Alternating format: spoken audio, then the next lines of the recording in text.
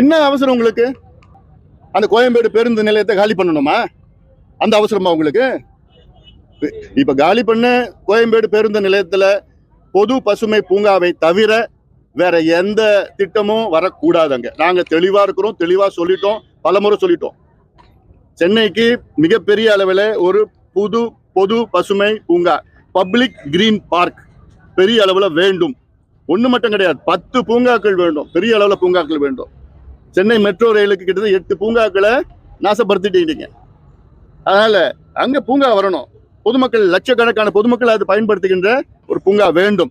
அதை தவிர நாங்க உயர அடுக்குமாடிகளோ இந்த மால் கொடுக்கறதோ அந்த ஹைப்பர் மாலோ அதெல்லாம் எதுவுமே வேண்டாம் எங்களுக்கு. யாராவது மால் கட்டுறாங்கன்னா அவங்க பணத்தை, சொந்த பணத்தை எங்கேயாவது வாங்கி கட்டிக்கிட்டு போட்டோம்.